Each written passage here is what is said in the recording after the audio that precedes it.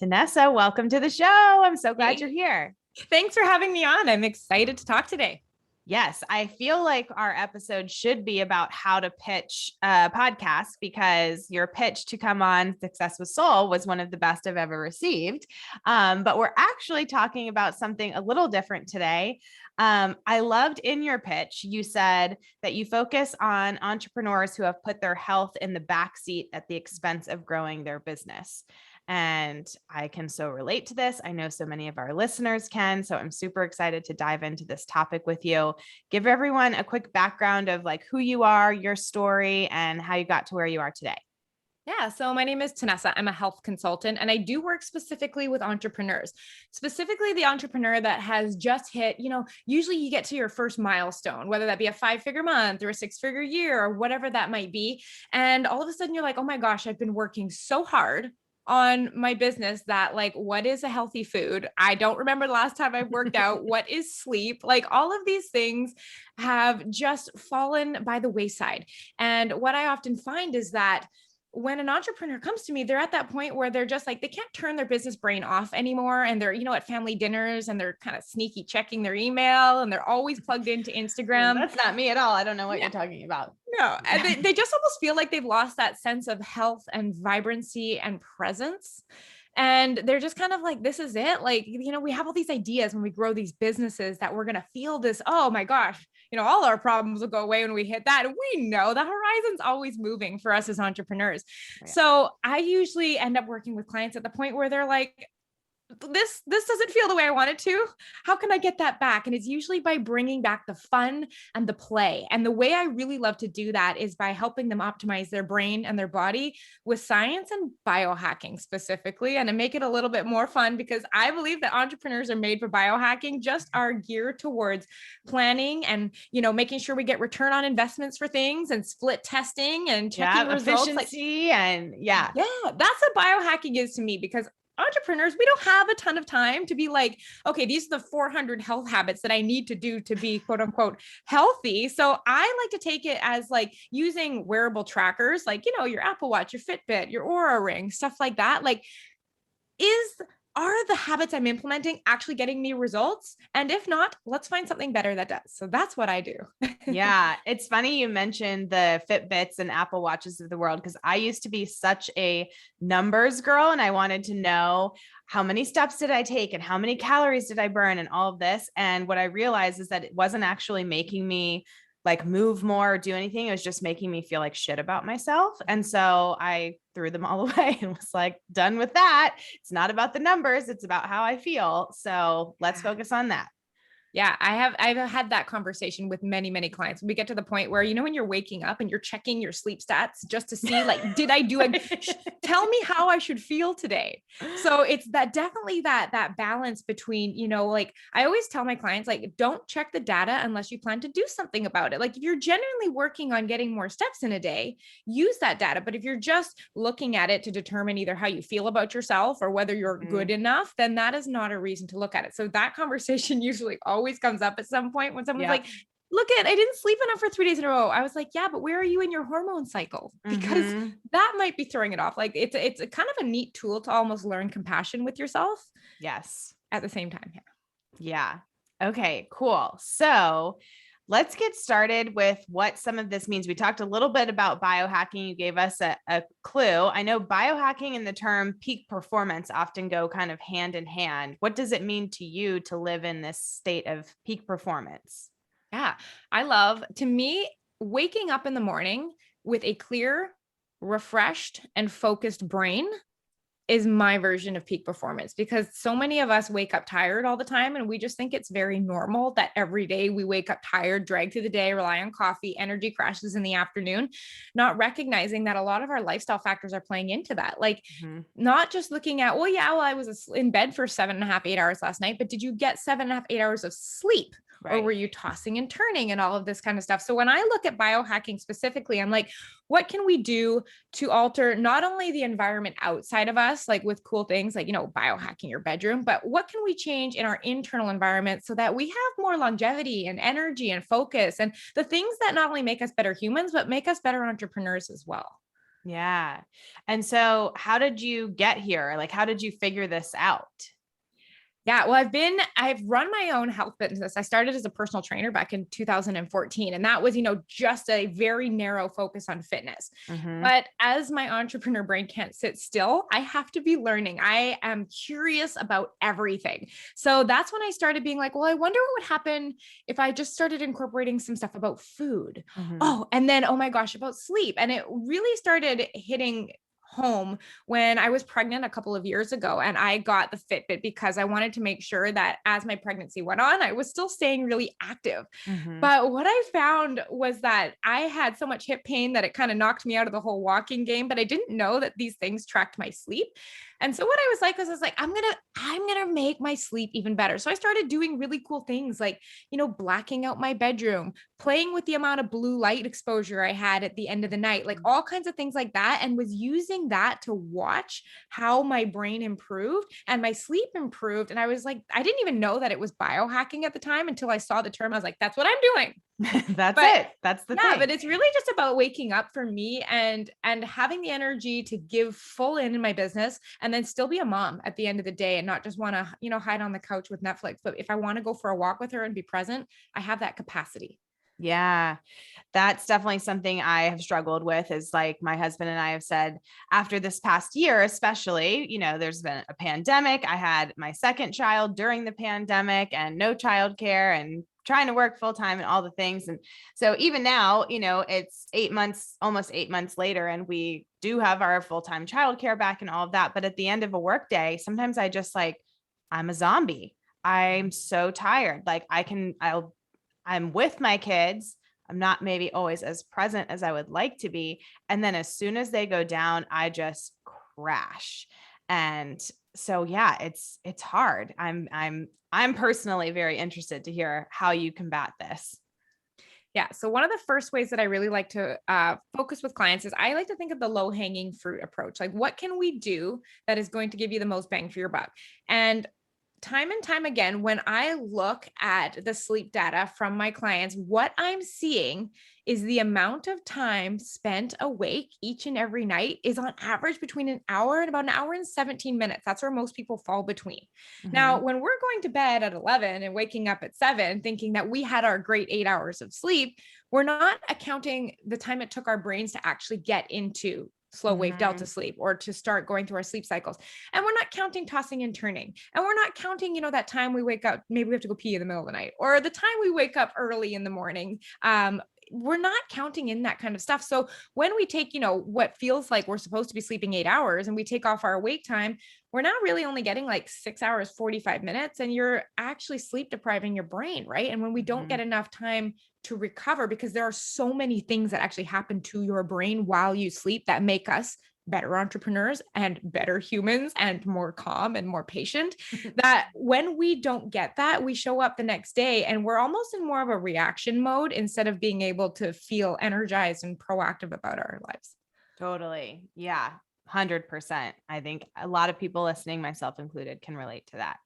So, I want to go on a little bit of a side tangent for a second, because I know if I don't ask this question now, I'm going to forget it. And one thing I was hearing is you started as a personal trainer, and a lot of people would say, like, if you're in that niche, that's niche enough, right? That you're just a personal trainer and you don't like, you have maybe a target market that's pretty broad, but you've gone really narrow and you're targeting entrepreneurs specifically. And I'm curious what you saw in the results of your own business when you did that. Yeah. So I found when I was starting personal training, like I had been like really present in the group fitness industry before that. So building that business up really fast was just kind of, when things just happen really easily and fun. And I just was like, yes, this is who I am. But there was an interesting point when I looked at my client base. It was about probably 4 to 5 years in. And most of my clients were entrepreneurs. And I was like, this is interesting because I wasn't marketing towards entrepreneurs, right? Mm-hmm. And this is at that point when I had start bringing in food focus and, offering, online sessions in addition to the personal training to talk about, what's going on with your sleep and stuff like that. And what they would say to me over and over again was this: I used to come to you, Tanessa, just to get my workout done. But what I started noticing is implementing everything else is how much more I got done during my day at work because I wasn't so tired or I wasn't feeling energy crashes. And they were noticing that they were able to stay present and it focused a lot longer at work and they weren't hurting sitting in their chairs anymore. So I was like, this is interesting. And I mean, having myself been an entrepreneur, during this journey, I had found it really easy to prioritize my health as well as grow the business. It partially was because I was in the fitness industry and I was always surrounded by the gym. But at the same point, like the last thing you want to do when you're a personal trainer is Right. go to the gym after you just kind of want to go home and get away from the gym. Totally. But it was one of those things where like I was in the weeds with it, realizing like, how am I going to be consistent with my food? What has to happen in order to get my workouts done? How do I have to sleep effectively and still run my business? And that was something that was just really easy for me. And I think my clients looked to that and was like, she's running her business. She's staying in shape. She's staying on top of her health. You know, her brain is prioritized. How can I do that? And I think that's kind of where that shift happened. And then it slowly started going online and, you know, splitting it up, some clients in person, some online, to the point where I'm about 95% online right now. Okay. Awesome. Yeah. So Yeah. cool. Okay. So shifting back, we talked a little bit about what biohacking really means. So how is this different for women versus men? A lot of what I've learned in this space, you know, I have Root and Rebel, a holistic wellness blog, and we've had a few biohacking guest posts and affiliate partners and things like that. And they're almost always men. And yes, I'm going to stop there and see what your thoughts. I feel like you've got something juicy to say. I love this topic because this is what really made my mind open up. Because when, you know, if you even look back as soon as like 3-4 years ago, kind of when intermittent fasting started becoming mainstream and Yes. stuff like that, all the research was focused on men. And the reason for that is when most research studies are done, it doesn't take into account women with an active menstrual cycle. And that's because based on whether they were in, you know, the early stage of their follicular phase, or whether they were in the luteal stage, which is the end stage of your cycle, that affects the results of the study. And knowing that women are all in different stages at different times, the results weren't repeatable. So there was a giant amount of time where women were just left out of studies, where you look at any studies and they're done on men and postmenopausal women. So naturally, as you know, a woman in my menstrual years, I was just like, hey, I mean, I guess that'll work for me, but not really looking at, you know, when my cycle would skip a couple months and not realizing that it was affecting my hormones or, you know, it would be late and stuff like that. And it wasn't until I started really reading into biohacking specifically for women and understanding how our hormones fluctuate through our cycle. Like men have a 24-hour hormone cycle. They get a testosterone boost and then it drops back down. They do that again every day. Their energy runs similar every day, their productivity, everything about that. But women, we run on anywhere from like a 28 to 32 day on average cycle, which means we are more productive at certain times. Our cortisol levels are higher at certain times. We have, you know, more stable blood sugar at certain points, and then, you know, less energy at certain points. And what I was recognizing is that we need to make sure that we're biohacking in a way that reflects where we are in our cycle. So I always track myself and have my clients track where they are in their cycle and biohack accordingly. So a really good example is right about at the middle of your cycle, after we ovulate, you go into your luteal phase. And during that time, cortisol production, which is our stress hormone, it slowly starts ramping up.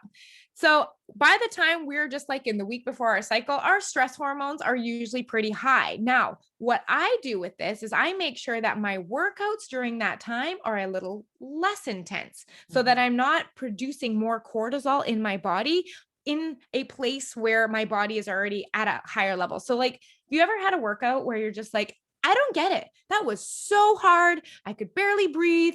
It was so much more difficult than it has been in the past. It's likely you're just in that window. So learning how to adjust for that and specifically watch how my body responds. I'm now implementing food.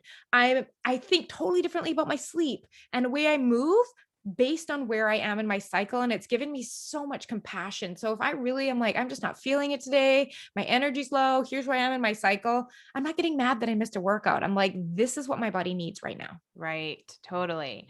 I love this because basically what you're saying is biohacking for women looks like cyclical living. And that's something that we talk about all the time here, of working with our bodies and our energy. And that when you start doing that, things just start feeling easier because you're not trying to force things when it's not like a natural place for your body to be or your brain to be functioning in that way. So that's so cool. I'm love to hear that. Totally on the same page. And another piece of that, I guess, is, do you consider self-care to be different than biohacking, or is biohacking a form of self-care to you? Well, the way I look at biohacking is I like to divide it into almost different areas that Mm-hmm. all need equal attention. Like we talked about the food and the sleep and the movement, but there's also this whole area of stress management, which I mean, we could also call self-care because there's a lot of overlap between that. But when I'm looking at the idea of self-care or stress management, I'm looking at, is my brain getting the opportunity to shift into alpha wave activity? So, have you ever heard of the difference between like the different brainwave frequencies and what they mean for us as entrepreneurs? No, Oh, no, I'm so intrigued. I love it. Okay, so when you're focusing, think writing copy, think designing something, think reading a really good book. Our brainwaves are in a state called beta. We like that. We're alert, we're focused. We need that to be productive. Now, if you want to think of a nice relaxed state of mind, think of like watching one of your favorite TV shows that you don't need to think too much. Maybe one of the ones that you can walk in and out of the room and you know what's going on. Friends pops to mind for me. Like we can pick up that show anywhere and I know what's going on. Yep. That nice, relaxed, light focus. Or maybe if you're even like watering the garden, just that kind of like, it's a different feeling. Mm-hmm. That is when your brainwaves shift into what's called an alpha frequency. It is a slower frequency. Most of the entrepreneurs I work with are super good at beta. We know how to stay in beta. In fact, that's almost the problem, is that we can't disengage. Yes. So what's happening is we're constantly connected, checking our Instagram, checking our Gmail, checking our Facebook. We're doing the cycle, flipping all between them. Oh, maybe see if I got any light. We're literally cycling through them, but then we're also watching a TV show at the same time. And then we're you're also like literally just describing my night. Yeah, right. And what we're doing is we're keeping our brain in beta activity. And then what happens is we're staring into screens. We've got blue light in our eyes, which affects our nighttime hormones. And then all of a sudden we decide to turn off the lights and we're like, be quiet, brain, be quiet, brain. And it just won't calm down. And we have poor sleep. And then all of a sudden we're up at 2 a.m. And I'm like, oh my gosh, did I remember to do that? Like there's so many things that we are thinking about that really just means we haven't taken that time to shift into alpha wave state. So when I'm working through clients on that, like we all know activities that should be calming. We're told about bubble baths and stuff like that, but I can tell you, I know a few people that have very stressed out bubble baths. If you bring your phone into the bubble bath with you, it's kind of canceling it out. Yeah, that's why I'm like, it's not about bubble baths. It's about your brain waves. And it's that feeling that we need to achieve. So there are certain activities, like even if you look at reading, when I'm reading a book by like, say, Dr. Mark Hyman, or I'm reading a book by Ben Greenfield, somebody like, in the nutrition and wellness space, my brain is like, this is amazing. How can I implement this? Can I do a post on this? Can I turn this into a podcast episode? Like that is not reading to relax. Right. Me, I have to read something fluffy and light, maybe a romance, something that's easy, and that'll shift my brain out. But in that same breath, like I've had clients that I've been working with and I'm like, okay, end of the night, we need to do some alpha wave activity. Usually I just ask them to do between 10, 15, even 20 minutes before they go to bed as an intro. And one of the things I suggest with this is, just if you want to stretch, if you want to do breathing, if you want to write, yoga, like honestly, there's so many things we could do, but the goal is not the activity. It's the feeling you get from the activity. Okay.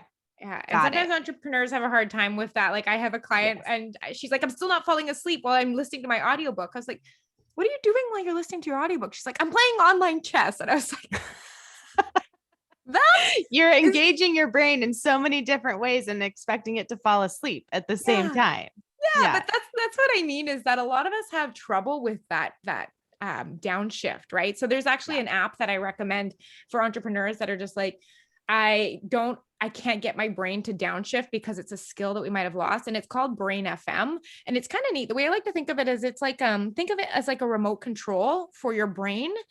And you can invite your brain into the states you want to get it into. So they have like, let's call it a channel called Focus. And it's got a certain algorithm to the music that syncs your brain with beta. It also has that for relax. So for my clients, like this client that likes to read and, play online chess at the same time, I was like, Okay, I want you to listen to the relax tracks because it invites your brainwaves into alpha. Because some of us need a little help to remember what it feels like to actually take a breath and unwind a little bit. Yeah. This is why I have to go to hot yoga. I mean, really any yoga or just movement in general. But for me, it's hot yoga. And it's because it's the only hour of my day where I'm not thinking about anything except what I'm doing. And so it's like, I feel like that's what it's happening. I'm getting into that alpha state and my brain's able to just focus on the pose and how it feels in your body and this and that. And it just like everything slows down a little bit. Yeah. Well, and the interesting thing that you're probably doing during yoga is activating your vagus nerve, Yeah, right? for sure. With the deep breathing, because it ends in the diaphragm, right? So Yeah.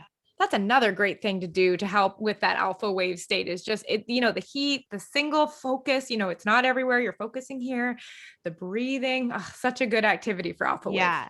Yeah. So the vagus nerve, for anybody who doesn't know, is basically like the brain gut connection. It's like how the brain communicates with the rest of our body. And I feel like anything we can do to kind of like massage that is, yeah, really helpful. So this entrepreneurial brain fog and sort of constant beta mode do you feel like that's the same thing, or am I confusing terms? I feel like they're often quite linked, but I can also tell you I've had clients that can get into alpha that still have brain fog when they're in beta. Okay. Yeah. And so what does that look like? So brain fog is one of those things where you wouldn't be able to go to like the doctors and they wouldn't be able to say to you like, that's brain fog. I'm sorry. Right. But it's like, think of it like a collection of symptoms, and there's symptoms that we all know. So a good example, when I've last had brain fog, here's how I feel it. The front of my head feels very heavy, and I sit down and I'm going to go write an email. And I can't for the life of me remember the name of the person I was going to write the email to, even though I know it. It's forgetting things like that. And it's feeling like my brain is just low energy and I can't quite focus. So I'm doing something, but I'm also doing that, the Facebook, Instagram, email, Facebook, Instagram, WhatsApp. Like that's what my brain is doing, despite the fact that we're supposed to be over here working on this. And it's that easy distraction, meaning our brains actually physically have trouble focusing and your thinking starts to feel really clunky and cloudy. It's literally like a foggy, cloudy day in your brain. Mm-hmm. And when we look at what is causing that, it's inflammation creeping in from a variety of places. Right. Okay. So such as? Oh, good one. So there are so many things that can happen either from lack of sleep. This is a huge one, meaning if we don't get enough sleep, or if our sleep isn't quality enough, meaning we didn't get enough deep wave sleep, we didn't get enough time spent in REM sleep, which is rapid eye movement or dream sleep. It can creep in if we spend a lot of our time sedentary. It can creep in through our digestive system, specifically if there are foods that we're eating that we happen to be sensitive to that are damaging our intestinal lining. And then what's happening is like undigested food is creeping into our blood system and our body's basically like, that's not supposed to be here. Let's get the immune system going here. So if you'd like to think about inflammation, we all are familiar with it on a level when you're thinking about like a sprained ankle, red, swollen, there's inflammation in your ankle. We know that, but that also happens in our body. Like I said, it happens in your gut, it happens in your vascular system, and it can happen in your brain. And when it starts happening in your brain, that's when we're getting, seeing the brain fog and that inability to disengage and that constant like cortisol feeling when you're just feeling like you're wired up. It's that high beta feeling. That's like going into anxiety. Gotcha. Okay. Thank you for clarifying that. Super helpful. So let's talk a little bit more about sleep. We know obviously quality of sleep matters. Maybe as much as quantity of sleep, but can you share some tips on, so how can we improve our sleep? Yeah. Single easiest thing you can do is go to sleep and wake up at the same time, give or take, half an hour on each end. The reason for this is that at the earlier part of our night, so let's say you go to bed at 10, So 10, 11, 12, 1, you are going to get the most potent amount of deep sleep. And deep sleep is responsible for helping us convert, long-term memories or things into long-term memories. Our actual brain gets a bath in spinal fluid and kind of, takes off some of the proteins that down the road could lead to Alzheimer's. We don't want that. And it's also when your body recovers from your workout and your day. Like deep sleep is very important for just feeling refreshed, right? But on the other end of the night, so think early morning hours, 3, 4, 5, 6, our brain actually shifts into a higher ratio of dreaming. Now, dreaming is what I call entrepreneurial gold. And I love focusing on dream sleep for entrepreneurs because it makes us better problem solvers and helps us think outside of the box, which is really important as an entrepreneur for solving problems. The other thing that it does is it really helps us recognize facial expressions and body gestures on other people much more easy. If you are in a coaching or consulting position, we want to be able to tell when our clients, when those micro shifts and facial expressions, they lean back a little bit, like reading those things makes us better at our job. And the last thing that's really cool is that when you get adequate dream sleep, your ability to manage your emotions and feel in control of just, the highs and the lows during the day are so much more like enhanced. So think about the last time you didn't get enough sleep and maybe we're irritable or we're a little more snappy. That likely meant we didn't get enough dream sleep. So what does this have to do with going to bed and waking up at the same time? Well, if you're usually going to bed at 11 to 7, but you decide to stay up 2 hours late, you don't just cut out 2 hours of sleep. You can cut out the majority of your deep sleep. And the thing is, sleeping in the morning doesn't make up deep sleep. It just gives you more dream sleep. And it works on the other end too, meaning if we get up at 5 or 4:30 one morning, we're missing out on that dream sleep. So by going to sleep and waking up at approximately the same time, you really optimize what's called your circadian rhythm, your body's ability to comfortably follow a 24-hour rhythm. Our hormones are released at certain times, things like melatonin and cortisol. Our sleep wake cycles follow that. Our body temperatures, our heart rate, our blood pressure, like our bodies are designed to follow that clock. And when we can maintain that as consistent as possible, we optimize all of those systems. So that's when you're really going to start waking up feeling like, oh my gosh, I feel good in the morning. And that's what we really want out of a night's sleep. So let me ask you this. This is something I've wondered as I've learned a lot about sleep over the last few years as well. And maybe it's because it's not all these studies aren't done on women. How does the circadian rhythm, a 24-hour cycle, how does that fit in with what we were talking about before with kind of cyclical living and going with our 28 to 32-ish day cycle as menstruating women? Yeah. So it's actually really interesting. Our bodies function on different rhythms, regardless of if we have a male hormone pattern or a female hormone pattern. So for example, when we are running on a 24-hour clock, that is called a circadian rhythm. An infradian rhythm is something that takes longer than 24 hours. So a really good example of that is a female hormone cycle. You also have something called an ultradian rhythm, which a good example is our digestive tract runs on about a 4-hour rhythm. But if we're looking at sleep and how it affects our hormones, like during the monthly cycle, so I often find with my clients, and especially myself as well, that I'm often reassuring them that week before their period starts, it is totally normal if your sleep feels a little wacky because that progesterone drop off that happens at that time, and progesterone is a hormone that we have that's part of our cycle. It disrupts melatonin production. And melatonin is the hormone that is responsible for signaling the body that it's time to sleep. Because the other interesting thing that happens in that latter phase of our cycle is our body temperature is elevated. So it's really cool if you're able to track your temperature daily. I know my Oura Ring does, and I can see that it's elevated. Well, we actually need a drop in temperature, our core temperature, in order for melatonin to be effectively released. So not only is that warmer body preventing you from having quality sleep, but melatonin production is just disrupted because of our hormones, on top of our body being in a higher stressed, higher cortisol state. So during that time, I often like to be more compassionate with myself. If I don't have a good sleep, I also don't schedule a lot of important things during that week if my schedule can allow it. Yeah. I am very conscious of giving myself a longer sleep opportunity. So that's not the time I spend to sleep. That's the longer I give myself to sleep. So if I normally plan to be in bed for 8.5 hours, I might give myself 9. just to Mhm. give myself that extra time. And the third thing, and definitely, I mean, any type of supplementation, always talk to your doctor about it, but I look at supplementing some melatonin in that week as well, Yeah. just to like really help my body achieve sleep when it's having a little trouble on its own. Yeah, that's so interesting. Okay, that is really helpful. Um, so where does someone listening begin if they're new to understanding how female hormones work? I think one of the best things to do would actually to be just start tracking your energy.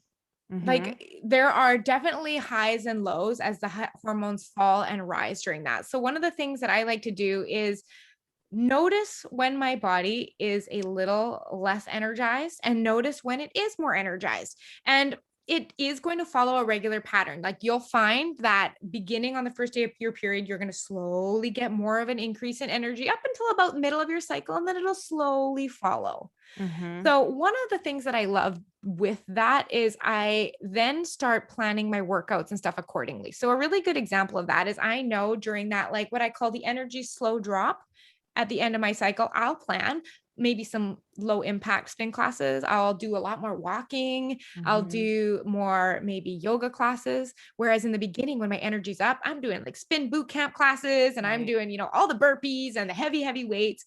So just monitoring your energy like that and start tuning something that you already do, like your Right. workouts. And if you're not consistent with your workouts, then even just starting with something and noticing, like, when do I feel most excited to work out? Okay, great. Where can I put my more higher energy workouts? Yeah, got it. Um, okay. So before we move into our lightning round, this has been so fascinating. Where can everybody find you, follow along? And I know you have a special free gift for everybody that they can get at katekordsmeyer.com/Tanessa. So tell us about that. Yeah. So if you want to just ask more questions about all the biohacking stuff, I'm on Instagram all the time at Tanessa Shears. However, I have a PDF and I call it my entrepreneur's playbook. And it is my top 12 biohacks that I have found with my clients get the best bang for your buck, meaning like these are the ones that you tend to start feeling best when implementing. So I've put them all together in a PDF called 12 Ways to Biohack Your Energy, because that's what we really want. We want to make up Yeah. feeling energetic because that's what makes us productive. So that's available at TanessaShears.com/energy. And in there, you're going to hear not only the biohacks, but how to get a link to my podcast, Becoming Limitless, which is a deep dive every week on one area of biohacking and how it relates to entrepreneurship. Awesome. So cool. Thank you. Okay. So quick lightning round. All What right. is your favorite way to make time for self-care?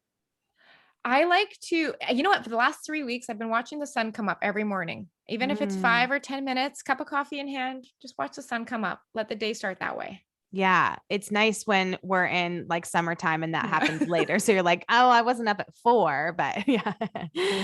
Okay, so what's one tool or strategy you use to help with time management? Trello. Everything in my business is run on Trello, including when my workouts are, when my meal prep is. I use it like a calendaring system instead of like a project planning tool. Yeah, gotcha. Cool. What is one of the most powerful business or entrepreneurial books you've read? Business and entrepreneurial books. You know what's interesting? One of the books that pops to mind right away is Breaking the Habit of Being Yourself by Dr. Joe Dispenza. Even though it is not a business book, the idea behind it is that, learning that your thoughts create your feelings. And I know if in my business I want to have fun and be energized, and that's what's going to attract people to me, Right. then I need to make sure I'm taking care of my brain. So it's not business related, but it changed my business. Yeah. He also wrote You Are the Placebo, right? Yes. Yes. That is another favorite that's been mentioned in this lightning round with some of our other guests before too. Okay, let's see. What is a quote or maybe an affirmation you're telling yourself lately? I was coached on this one time and I've always stuck with it. It is that you can't solve a problem with the brain that created it. Meaning, like, if you cannot see that it is your thinking that potentially created the problem, you will never think your thinking is the solution to it. And I always like to Mm, think that my brain can come up with solutions, but it does, if I don't see that it is my mind and my belief and my way of thinking, that is putting up the roadblock, I will never believe that I can solve that problem. Yes, that is resonating very much with me right now. Like, oh, my brain created this problem, so my brain is maybe not the answer to it. Okay, so the podcast is called Success with Soul. What does Success with Soul mean to you? I think it just has that vibe of showing up to your business and playing instead of, always watching the score, whether that be in revenue or number of clients or whatever that might be. It's playing to play. It's having success and having it feel like on an energetic level that it just, I don't know. I just like to like that feeling of play and fun and lightness, and having that be more the soul version of how I see my business, because that's what keeps me showing up every day. Yes. Love it. Thanks so much for being here. This was great. Yeah. Thank you for having me.